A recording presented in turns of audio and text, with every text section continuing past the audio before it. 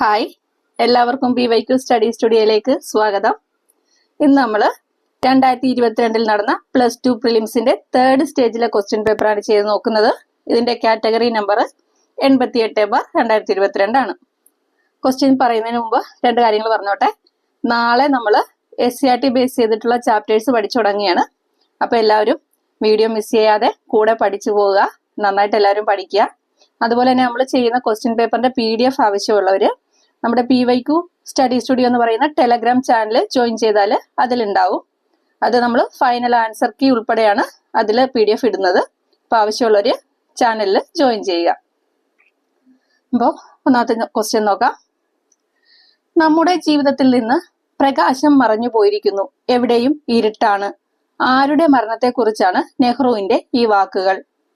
നമ്മുടെ ജീവിതത്തിൽ നിന്ന് പ്രകാശം മറഞ്ഞു പോയിരിക്കുന്നു, എവിടെയും ഇരുട്ടാണ്. ആരുടെ മരണത്തെക്കുറിച്ചാണ് നെഹ്റുവിന്റെ ഈ വാക്കുകൾ? Answer option D, Mahatma Gandhi.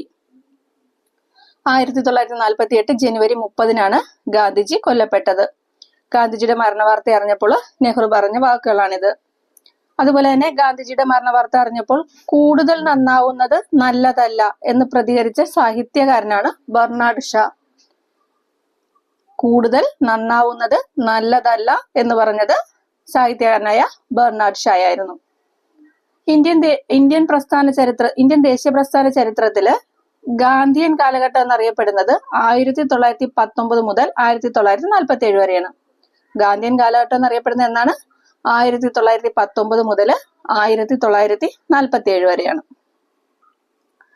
രണ്ടാമത്തെ ക്വസ്റ്റ്യൻ നോക്കാം. ഫ്രഞ്ച് അധിനിവേശ പ്രദേശമായ കാരക്കൽ ഇന്ത്യൻ യൂണിയനിൽ ചേർക്കപ്പെട്ട വർഷം. ഫ്രഞ്ച് അധിനിവേശ പ്രദേശമായ കാരക്കൽ ഇന്ത്യൻ യൂണിയനിൽ ചേർക്കപ്പെട്ട വർഷം 1954. ഓപ്ഷൻ സി ആണ് ആൻസർ. ഇന്ത്യയിൽ അവസാനമായിട്ട് എത്തിയ യൂറോപ്യൻ ശക്തിയാണ് ഫ്രഞ്ചുകാര്. 1664 ഫ്രഞ്ച് ഈസ്റ്റ് ഇന്ത്യ കമ്പനി സ്ഥാപിച്ചത് കോൾബർട്ട് ആണ്. 1664 ഫ്രഞ്ച് ഈസ്റ്റ് ഇന്ത്യ കമ്പനി സ്ഥാപിച്ചത് ആരാണ്? കോൾബർട്ട്. ഫ്രഞ്ച് അധിനിവേശം ഇന്ത്യയിൽ അവസാനിക്കാൻ കാരണമായ യുദ്ധമാണ് 1760 വാണ്ടിവാഷ് യുദ്ധം. എന്താണ്? ഫ്രഞ്ച് അധിനിവേശം ഇന്ത്യയിൽ അവസാനിക്കാൻ കാരണമായ യുദ്ധം 1760 വാണ്ടിവാഷ് യുദ്ധമാണ്. ഫ്രഞ്ച് അധീനതയിലായിരുന്ന കേരളത്തിനുള്ളിലെ പ്രദേശമാണ് മാഹി. മാഹി ഫ്രഞ്ച് അധീനതയിലായിരുന്ന കേരളത്തിനുള്ളിലെ പ്രദേശമാണ്. മൂന്നാമത്തെ ക്വസ്റ്റ്യൻ നോക്കാം. ആരുടെ അധ്യക്ഷതയിലാണ് മലബാർ ജില്ലാ കോൺഗ്രസിന്റെ പ്രഥമ സമ്മേളനം പാലക്കാട് വെച്ച് നടന്നത്? ആരുടെ അധ്യക്ഷതയിലാണ് മലബാർ ജില്ലാ കോൺഗ്രസിന്റെ പ്രഥമ സമ്മേളനം പാലക്കാട് വെച്ച് നടന്നത്? Answer option C, Annie Besant. 1916 ഒന്നാമത്തെ മലബാർ ജില്ലാ കോൺഗ്രസ് സമ്മേളനം പാലക്കാട് വെച്ചിട്ട് ആനി ബെസന്റിന്റെ അധ്യക്ഷതയില്. 1917 രണ്ടാമത്തെ സമ്മേളനം നടക്കുന്നത് കോഴിക്കോട് വെച്ചിട്ടാണ്. അതിന്റെ അധ്യക്ഷൻ CP രാമസ്വാമി അയ്യർ ആയിരുന്നു. 1917 രണ്ടാം സമ്മേളനം കോഴിക്കോട് വെച്ച്, അധ്യക്ഷൻ CP രാമസ്വാമി അയ്യർ. 1918 മൂന്നാം സമ്മേളനം നടക്കുന്നു, തലശ്ശേരിയിൽ വെച്ചിട്ടാണ്. അതിന്റെ അധ്യക്ഷനായിട്ടുള്ളത് ആസാദ് അലി ഖാൻ ആണ്. 1918 മൂന്നാം സമ്മേളനം തലശ്ശേരിയിൽ വെച്ച് നടക്കുന്നു, അധ്യക്ഷൻ ആസാദ് അലി ഖാൻ. 1919 നാലാം സമ്മേളനം വടകരയിൽ വെച്ചിട്ടാണ്. അതിന്റെ അധ്യക്ഷൻ KP രാമൻ മേനോനാണ്. 1919 നാലാം സമ്മേളനം വടകരയിൽ വെച്ചിട്ട്, അധ്യക്ഷൻ KP രാമൻ മേനോൻ. 1920 അഞ്ചാം സമ്മേളനം നടക്കുന്നത് മഞ്ചേരിയിൽ വെച്ചിട്ടാണ്. അതിന്റെ അധ്യക്ഷൻ കസ്തൂരി രംഗ അയ്യങ്കാർ ആണ്. അഞ്ചാം സമ്മേളനം 1920 മഞ്ചേരിയിൽ വെച്ചിട്ട്, അധ്യക്ഷൻ കസ്തൂരി രംഗ അയ്യങ്കാർ. നാലാമത്തെ ക്വസ്റ്റ്യൻ. അക്ബറുടെ കാലത്ത് മഹാഭാരത കഥ പൂർണ്ണമായി തയ്യാറാക്കിയ ചിത്രരൂപം. അക്ബറുടെ കാലത്ത് മഹാഭാരത കഥ പൂർണ്ണമായി തയ്യാറാക്കിയ ചിത്രരൂപമാണ് രാസ്നാമ. Option B, രാസ്നാമ. അക്ബറിന്റെ കാലത്ത് രാസ്നാമ എന്ന പേരില് മഹാഭാരത കഥകള് പൂർണ്ണമായി ചിത്രരൂപത്തിലാക്കിയ ചിത്രകാരനാണ് ദസ്വന്ത്. മഹാഭാരത കഥകള് പൂർണ്ണമായിട്ട് ചിത്രരൂപത്തിലാക്കിയ രാസ്നാമ എന്ന ചിത്രത്തിന്റെ ചിത്രകാരൻ ദസ്വന്താണ്. 5ാമത്തെ ക്വസ്റ്റ്യൻ, വിജയനഗര സാമ്രാജ്യത്തിലെ പ്രാദേശിക ഭരണം. വിജയനഗര സാമ്രാജ്യത്തിലെ പ്രാദേശിക ഭരണം അറിയപ്പെട്ടിരുന്ന എന്താണ്? അയ്യഗാർ എന്നാണ്. Option B Ayyagar. വിജയനഗര സാമ്രാജ്യത്തിലെ കേന്ദ്ര ഭരണ സംവിധാനം അറിയപ്പെട്ടിരുന്നത് എങ്ങനെയാണ്? അത് നായങ്കര സമ്പ്രദായം എന്നാണ്. വിജയനഗര സാമ്രാജ്യത്തിലെ കേന്ദ്ര ഭരണ സംവിധാനം അറിയപ്പെട്ടിരുന്നത് നായങ്കര സമ്പ്രദായം എന്നാണ്. ഈ നായങ്കര സമ്പ്രദായത്തിൽ പ്രവിശ്യ ഗവർണർമാർക്ക് രാജാവ് നൽകിയിരുന്ന പദവിയാണ് നായക്. അടുത്ത ക്വസ്റ്റ്യൻ നോക്കാം. മൺസൂൺ കാലത്തിന്റെ ആരംഭത്തിലോ അവസാനത്തിലോ അറബിക്കടലിൽ രൂപം കൊള്ളുന്ന പ്രതിഭാസം. മൺസൂൺ കാലത്തിന്റെ ആരംഭത്തിലോ അവസാനത്തിലോ അറബിക്കടലിൽ രൂപം കൊള്ളുന്ന പ്രതിഭാസമാണ് ചാകര. ഓപ്ഷൻ സി ചാകര. 7ാമത്തെ ക്വസ്റ്റ്യൻ, തെളിഞ്ഞ ദിനാന്തരീക്ഷ സ്ഥിതിയിൽ വളരെ ഉയരങ്ങളിൽ നേർത്ത തൂവൽ കെട്ടുകൾ പോലെ കാണപ്പെടുന്ന മേഘരൂപം. തെളിഞ്ഞ ദിനാന്തരീക്ഷ സ്ഥിതിയില് വളരെ ഉയരങ്ങളില് നേർത്ത തൂവൽ കെട്ടുകൾ പോലെ കാണപ്പെടുന്ന മേഘരൂപമാണ് cirrus. Answer option A cirrus. ഈ മേഘങ്ങൾ ഏറ്റവും കൂടുതൽ കാണപ്പെടുന്ന അന്തരീക്ഷ പാളിയാണ് ട്രോപ്പോസ്ഫിയർ. ഏറ്റവും കൂടുതൽ മേഘങ്ങൾ കാണപ്പെടുന്ന അന്തരീക്ഷ പാളി ട്രോപ്പോസ്ഫിയർ ആണ്. ശൈത്യകാല മേഘങ്ങൾ അറിയപ്പെടുന്നത് സ്ട്രാറ്റസ് മേഘങ്ങൾ എന്നാണ്. ശൈത്യകാല മേഘങ്ങൾ അറിയപ്പെടുന്നത് സ്ട്രാറ്റസ് മേഘങ്ങൾ എന്നാണ്. താഴ്ന്ന വിതാനങ്ങളിൽ കനത്ത പാളികളായി കാണപ്പെടുന്ന മേഘങ്ങളാണ് ഈ സ്ട്രാറ്റസ് മേഘങ്ങൾ. താഴ്ന്ന വിതാനങ്ങളിൽ കനത്ത പാളികളായി കാണപ്പെടുന്ന മേഘങ്ങളാണ് സ്ട്രാറ്റസ് മേഘങ്ങൾ. അതുപോലെ പഞ്ഞിക്കെട്ട് പോലെ കാണപ്പെടുന്ന മേഘങ്ങളാണ് ക്യുമുലസ് മേഘങ്ങൾ. പഞ്ഞിക്കെട്ട് പോലെ കാണപ്പെടുന്ന മേഘങ്ങളാണ് ക്യുമുലസ് മേഘങ്ങൾ. അടുത്ത ക്വസ്റ്റ്യൻ നോക്കാം. ആൽപ്സ് പർവ്വതനിര കടന്ന് വടക്കൻ താഴ്വാരത്തേക്ക് വീശുന്ന പ്രാദേശികവാദം. ആൽപ്സ് പർവ്വതനിര കടന്ന് വടക്കൻ താഴ്വാരത്തേക്ക് വീശുന്ന പ്രാദേശികവാദമാണ് foehn. Option C foehn. Alps പർവ്വതത്തിന്റെ തെക്കൻ ചരിവിൽ വീശുന്ന ശീതക്കാറ്റ് ഏതാണ്? അങ്ങനെ ചോദിച്ചാൽ മിസ്ട്രൽ ആണ്. ഏതാ? ആൽപ്സ് പർവ്വതത്തിന്റെ തെക്കൻ ചരിവിൽ വീശുന്ന ശീതക്കാറ്റ്, അത് മിസ്ട്രൽ. അതുപോലെ തന്നെ നമ്മുടെ വടക്കേ അമേരിക്കയിലെ റോക്കി പർവ്വതനിരയുടെ കിഴക്കൻ ചരിവിലൂടെ താഴേക്ക് വീശുന്ന ഉഷ്ണക്കാറ്റാണ് ചിനൂക്ക്. വടക്കേ അമേരിക്കയിലെ റോക്കി പർവ്വതനിരയുടെ കിഴക്കൻ ചരിവിലൂടെ താഴേക്ക് വീശുന്ന ഉഷ്ണക്കാറ്റാണ് ചിനൂക്ക്. ഡോക്ടർ എന്നറിയപ്പെടുന്ന പ്രാദേശിക വാദം ഏതാ? ഡോക്ടർ എന്നറിയപ്പെടുന്നത് അത് ഹർമാറ്റൺ. ഡോക്ടർ എന്നറിയപ്പെടുന്ന പ്രാദേശികവാദമാണ് ഹർമാറ്റൺ. 9ാമത്തെ ക്വസ്റ്റ്യൻ, 45D/10 എന്ന ധാരാതലീയ ഭൂപടത്തിന്റെ നമ്പറിൽ ഡി എന്തിനെ സൂചിപ്പിക്കുന്നു? 45D/10 എന്ന ധാരാതലീയ ഭൂപടത്തിന്റെ നമ്പറിൽ ഡി എന്തിനെ സൂചിപ്പിക്കുന്നു? അത് ഡിഗ്രി ഷീറ്റ് എന്നുള്ളതാണ്. Option B degree sheet. എന്താണ് ഈ ധാരാതലീയ ഭൂപടങ്ങള്? നമ്മുടെ പ്രകൃതിദത്തവും മനുഷ്യനിർമ്മിതവുമായ എല്ലാ ഭൗമോപരിതല സവിശേഷതകളെയും വളരെ സൂക്ഷ്മമായിട്ട് ചിത്രീകരിക്കുന്ന ഭൂപടങ്ങളാണ് ധാരാതലീയ ഭൂപടങ്ങൾ. നോക്കാം. പ്രകൃതിദത്തവും മനുഷ്യനിർമ്മിതവുമായ എല്ലാ ഭൗമോപരിതല സവിശേഷതകളെയും വളരെ സൂക്ഷ്മമായി ചിത്രീകരിക്കുന്ന ഭൂപടങ്ങളാണ് ധാരാതലീയ ഭൂപടങ്ങൾ. ഇന്ത്യയുടെ ധാരാതലീയ ഭൂപടങ്ങൾ നിർമ്മിക്കുന്ന ഔദ്യോഗിക ഏജൻസി ഏതാ? ഇന്ത്യയുടെ ധാരാതലീയ ഭൂപടങ്ങൾ നിർമ്മിക്കുന്ന ഔദ്യോഗിക ഏജൻസി സർവേ ഓഫ് ഇന്ത്യ. ഏതാണ്? Survey of India. ഈ സർവേ ഓഫ് ഇന്ത്യയുടെ ആസ്ഥാനം ഡെറാഡൂൺ ആണ്. സർവേ ഓഫ് ഇന്ത്യയുടെ ആസ്ഥാനം ഡെറാഡൂണിലാണ്. അടുത്ത ക്വസ്റ്റ്യൻ നോക്കാം. ഉത്തർപ്രദേശിലെ പ്രധാന ആണവോർജ നിലയം. ഉത്തർപ്രദേശിലെ പ്രധാന ആണവോർജ നിലയം നറോറ. Option D Narora.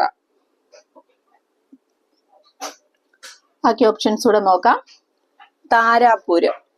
താരാപൂര് മഹാരാഷ്ട്രയിലെ ആണവോർജ നിലയമാണ് താരാപൂര്. അതുപോലെ ഇന്ത്യയിലെ ആദ്യത്തേതും ഏറ്റവും വലുതുമായ ആണവ നിലയം ഏതെന്ന് ചോദിച്ചാലും അത് താരാപൂരാണ്. മഹാരാഷ്ട്രയിലാണ്, ഇന്ത്യയിലെ ആദ്യത്തേതാണ്, ഏറ്റവും വലുതുമാണ്. അടുത്തത് കൽപ്പാക്കം. കൽപ്പാക്കം എവിടെ സ്ഥിതി ചെയ്യുന്നത്? തമിഴ്നാട്ടിലാണ്. കൽപ്പാക്കം ആണവോർജ നിലയം സ്ഥിതി ചെയ്യുന്നത് തമിഴ്നാട്ടിലാണ്. പിന്നെ ഏതാ? കൈഗ. കൈഗ എവിടെയാ? അത് കർണാടകയിലാണ്. കൈഗ സ്ഥിതി ചെയ്യുന്നത് കർണാടകയിലാണ്. 11ാമത്തെ ക്വസ്റ്റ്യൻ നോക്കാം. അറ്റോർണി ജനറലുമായി ബന്ധപ്പെട്ട് തെറ്റായ പ്രസ്താവനകൾ ഏത്? അറ്റോർണി ജനറലുമായി ബന്ധപ്പെട്ട തെറ്റായ പ്രസ്താവനയാണ് ചോദിച്ചിരിക്കുന്നത്. 1. ഇന്ത്യയിലെ 1ാമത്തെ നിയമ ഓഫീസറാണ്. 2. പാർലമെന്റിലെ അംഗം അല്ലെങ്കിൽ പോലും പാർലമെന്റിൽ പങ്കെടുക്കാൻ കഴിയും. 3. രാഷ്ട്രപതിയാണ് അറ്റോർണി ജനറലിനെ നിയമിക്കുന്നത്. 4. പാർലമെന്റിലെ അംഗമല്ലാത്തതിനാൽ പാർലമെന്റിൽ പങ്കെടുക്കാനുള്ള അവകാശം ഇല്ല. ശരിയായ പ്രസ്താവനകളാണ് ചോദിച്ചേക്കുന്നത്. തെറ്റായ പ്രസ്താവനയാണ് ചോദിച്ചിരിക്കുന്നത്. തെറ്റായത് 4ാമത്തെ പ്രസ്താവനയാണ്. ഓപ്ഷൻ ബി 4 മാത്രം. ബാക്കി 3 സ്റ്റേറ്റ്മെന്റുകളും ശരിയായിട്ടുള്ളതാണ്.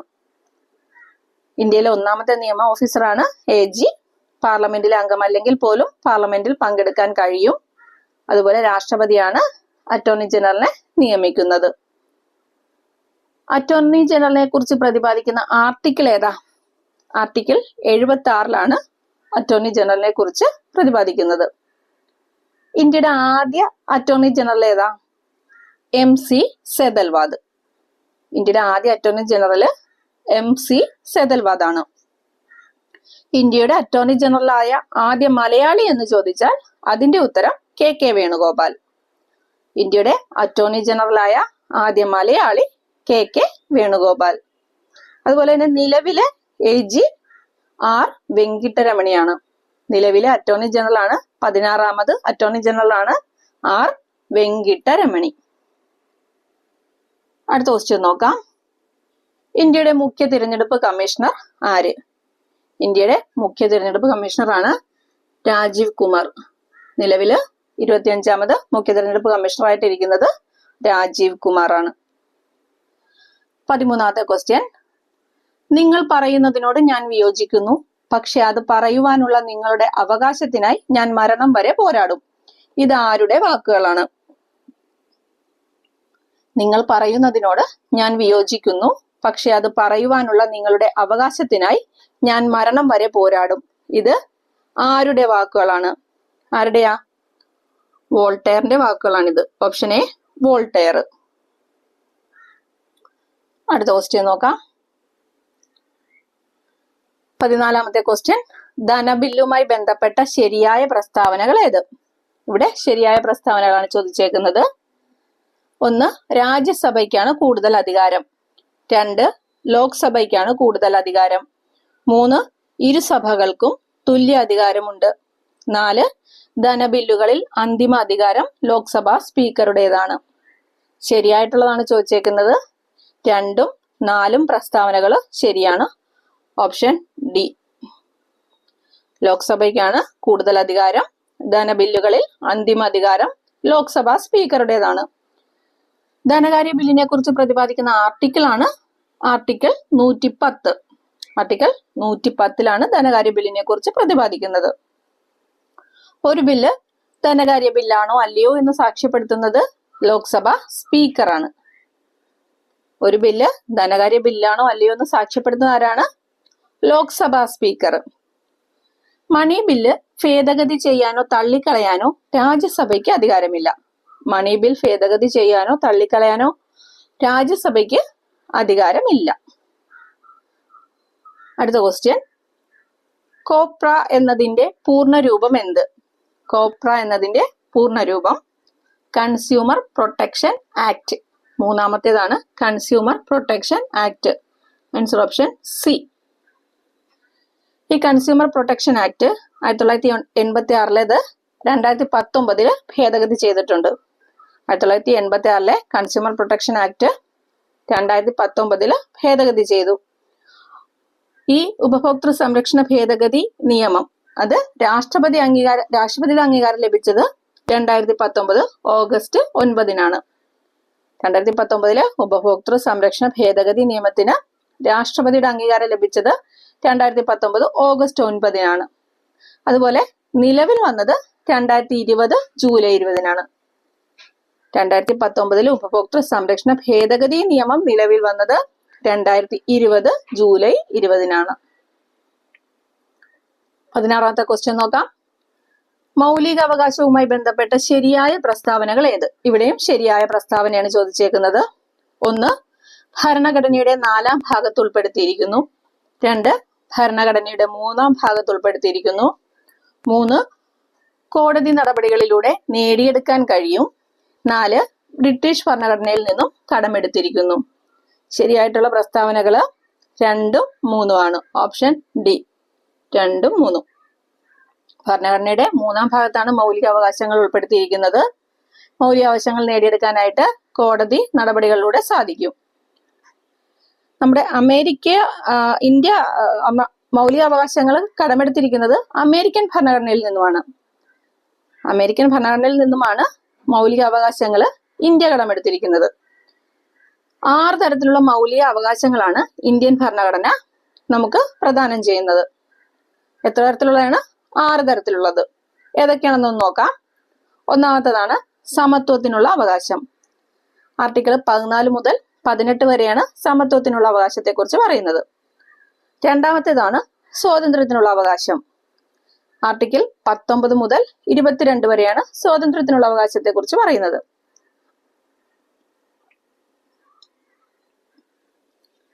മൂന്നാമത്തെയാണ് ചൂഷണത്തിനെതിരെയുള്ള അവകാശം. ആർട്ടിക്കിൾ 23, 24 ചൂഷണത്തിനെതിരെയുള്ള അവകാശത്തെ കുറിച്ച് പറയുന്നത്. നാലാമത്തേത് മതസ്വാതന്ത്ര്യത്തിനുള്ള അവകാശമാണ്. അത് ആർട്ടിക്കിൾ 25 മുതൽ 28 വരെയാണ് പറയുന്നത്. അഞ്ചാമത്തേത് സാംസ്കാരികവും വിദ്യാഭ്യാസപരവുമായ അവകാശത്തെ കുറിച്ചുള്ളതാണ്. അത് ആർട്ടിക്കിൾ 29, 30 പറയുന്നത്. ആറാമത്തേതാണ് ഭരണഘടനാപരമായ പരിഹാരം കാണുന്നതിനുള്ള അവകാശം. അത് ആർട്ടിക്കിൾ 32 മുതൽ 35 വരെയാണ് പറയുന്നത്. മൗലികാവകാശങ്ങളുടെ സംരക്ഷകൻ എന്നറിയപ്പെടുന്നത് ആരാ? മൗലികാവകാശങ്ങളുടെ സംരക്ഷകൻ സുപ്രീം കോടതിയാണ്. മൗലികാവകാശങ്ങളുടെ സംരക്ഷകനാണ് സുപ്രീം കോടതി. അടുത്ത ക്വസ്റ്റ്യൻ നോക്കാം. ഗാർഹിക പീഡന നിരോധന നിയമം പാസാക്കിയ വർഷം ഏത്? ഗാർഹിക പീഡന നിരോധന നിയമം പാസാക്കിയ വർഷം 2005. Answer option A 2005. ഗാർഹിക പീഡന നിരോധന നിയമം നിലവിൽ വന്നത് 2006 ഒക്ടോബർ 26-നാണ്. നിലവിൽ വന്നത് 2006 ഒക്ടോബർ 26-നാണ്. അടുത്ത ക്വസ്റ്റ്യൻ. ഭരണഘടനാ നിർമ്മാണ സഭയുമായി ബന്ധപ്പെട്ട ശരിയായ പ്രസ്താവനകൾ ഏവ? ഭരണഘടനാ നിർമ്മാണ സഭയുമായി ബന്ധപ്പെട്ട ശരിയായ പ്രസ്താവനകളാണ് ഇവിടെയും ചോദിച്ചേക്കുന്നത്. 1. ക്യാബിനറ്റ് മിഷൻ പദ്ധതി പ്രകാരമാണ് രൂപം കൊണ്ടത്. 2. 3 മലയാളി വനിതകൾ പങ്കെടുത്തു. 3. ഡ്രാഫ്റ്റിംഗ് കമ്മിറ്റിയുടെ അധ്യക്ഷൻ ഡോക്ടർ രാജേന്ദ്ര പ്രസാദ് ആയിരുന്നു. 4. KM മുൻഷി ഡ്രാഫ്റ്റിംഗ് കമ്മിറ്റിയുടെ ഒരു അംഗമായിരുന്നു. ശരിയായത് 1, 2, 4 പ്രസ്താവനകളാണ്. Option B. ഡ്രാഫ്റ്റിംഗ് കമ്മിറ്റിയുടെ അധ്യക്ഷൻ ഡോക്ടർ രാജേന്ദ്ര പ്രസാദ് അല്ല, ഡോക്ടർ BR അംബേദ്കർ ആയിരുന്നു. അതുപോലെ 1946 ഡിസംബർ 6-നാണ് ഭരണഘടനാ നിർമ്മാണ സഭ രൂപീകരിക്കുന്നത്. ഇതിന്റെ ആദ്യ സമ്മേളനം നടക്കുന്നത് ഡിസംബർ 9-നാണ്. 1946 ഡിസംബർ 9-നാണ്. ഭരണഘടനാ നിർമ്മാണ സഭയെ ആദ്യമായിട്ട് അഭിസംബോധന ചെയ്തത് JB കൃപലാനിയാണ്. ആദ്യമായി അഭിസംബോധന ചെയ്ത ആരാണ്? JB കൃപലാനി. ഭരണഘടനാ നിർമ്മാണ സഭയുടെ താൽക്കാലിക അധ്യക്ഷനാണ് ഡോക്ടർ സച്ചിദാനന്ദ സിൻഹ. താൽക്കാലിക അധ്യക്ഷൻ ഡോക്ടർ സച്ചിദാനന്ദ സിൻഹ. സ്ഥിര അധ്യക്ഷനാരായിരുന്നു? ഡോക്ടർ രാജേന്ദ്ര പ്രസാദ്. ഭരണഘടനാ നിർമ്മാണ സഭയുടെ സ്ഥിരം അധ്യക്ഷനായിരുന്നു ഡോക്ടർ രാജേന്ദ്ര പ്രസാദ്. അതുപോലെ ഭരണഘടനാ നിർമ്മാണ സഭയുടെ ഉപാധ്യക്ഷന്മാരായിരുന്നു HC മുഖർജിയും VT കൃഷ്ണമാചാരിയും. ശ്രദ്ധിക്കണം, HC മുഖർജിയും VT കൃഷ്ണമാചാരിയും. TT കൃഷ്ണമാചാരി അല്ല, VT കൃഷ്ണമാചാരി. അടുത്ത ക്വസ്റ്റ്യൻ നോക്കാം. വിവരാവകാശവുമായി ബന്ധപ്പെട്ട് ശരിയായ പ്രസ്താവനകൾ ഏത്? ഇവിടെയും ശരിയായ പ്രസ്താവനയാണ് ചോദിച്ചേക്കുന്നത്. 1. വിവരാവകാശ നിയമം പാസാക്കുന്നതിൽ MKSS എന്ന സംഘടന വഹിച്ച പങ്ക് വലുതായിരുന്നു. 2. വിവരാവകാശ നിയമത്തിൽ ഒപ്പിട്ട രാഷ്ട്രപതി ശ്രീ APJ അബ്ദുൽ കലാം ആയിരുന്നു. 3.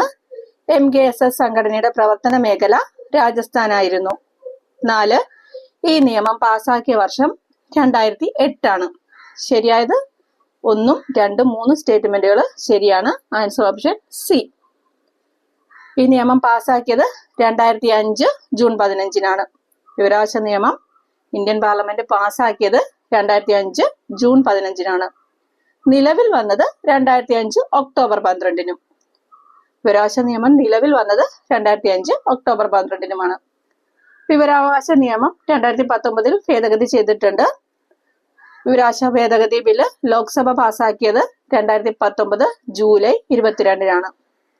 വിവരാവകാശ ഭേദഗതി ബില്ല് ലോക്സഭ പാസാക്കിയത് എന്നാണ് 2019 ജൂലൈ 22-ന്. രാജ്യസഭ പാസാക്കിയത് 2019 ജൂലൈ 25-ന്. രാജ്യസഭ പാസാക്കിയത് 2019 ജൂലൈ 25-ന്. ഇതിൽ രാഷ്ട്രപതി ഒപ്പുവെച്ചത് 2019 ഓഗസ്റ്റ് 1-നാണ്. രാഷ്ട്രപതി ഒപ്പുവെച്ചത് 2019 ഓഗസ്റ്റ് 1-നുമാണ്.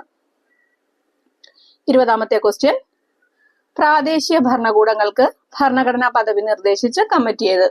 പ്രാദേശിക ഭരണകൂടങ്ങൾക്ക് ഭരണഘടനാ പദവി നിർദ്ദേശിച്ച കമ്മിറ്റി അഥവാ തദ്ദേശ സ്വയംഭരണ സ്ഥാപനങ്ങൾക്ക് ഭരണഘടനാ പദവി നിർദ്ദേശിച്ച കമ്മിറ്റിയാണ് PK Thungon committee. Answer option A, PK Thungon committee. 21ാമത്തെ ക്വസ്റ്റ്യൻ. ഇന്ത്യയിൽ പണനയം നടപ്പിലാക്കുന്ന സ്വതന്ത്ര അതോറിറ്റി ഏത്? ഇന്ത്യയിൽ പണനയം നടപ്പിലാക്കുന്ന സ്വതന്ത്ര അതോറിറ്റിയാണ് റിസർവ് ബാങ്ക് ഓഫ് ഇന്ത്യ. പണനയം അഥവാ മോണിറ്ററി പോളിസി നടപ്പാക്കുന്നത് റിസർവ് ബാങ്ക് ഓഫ് ഇന്ത്യയാണ്. അതുപോലെ ധനനയം അഥവാ ഫിസ്ക്കൽ പോളിസി നടപ്പിലാക്കുന്ന ആരാ? അത് ഗവൺമെന്റ് ആണ്. ഗവൺമെന്റ് നടപ്പിലാക്കുന്നതാണ് ധനനയം അല്ലെങ്കിൽ ഫിസ്ക്കൽ പോളിസി. അടുത്തത് 22ാമത്തെ ക്വസ്റ്റ്യൻ. കമ്മി ബജറ്റ് എന്നാൽ എന്താണ്? കമ്മി ബജറ്റ് എന്നാൽ എന്താ? വരുമാനത്തേക്കാൾ ചെലവ് കൂടിയ ബജറ്റാണ് കമ്മി ബജറ്റ്.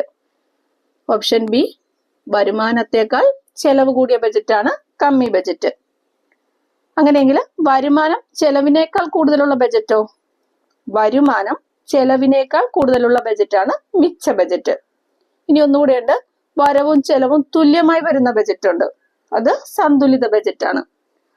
വരവും ചെലവും തുല്യമായി വരുന്ന ബജറ്റാണ് സന്തുലിത ബജറ്റ്. ബജറ്റിനെ കുറിച്ച് പ്രതിപാദിക്കുന്ന ആർട്ടിക്കിളാണ് ആർട്ടിക്കിൾ 112. 112-ലാണ് ബജറ്റിനെ കുറിച്ച് പ്രതിപാദിക്കുന്നത്.